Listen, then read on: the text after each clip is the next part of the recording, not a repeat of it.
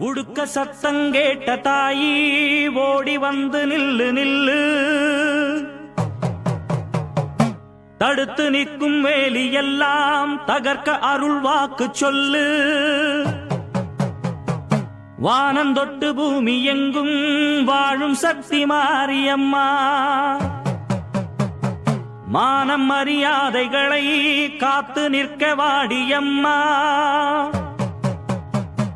நாளும் உன்ன பூஜை செய்ய நல்ல பதில் தாரும் அம்மா. நினைச்ச போது அணைக்க வேணும், தவிச்ச தாகம் தணிக்க வேணும்.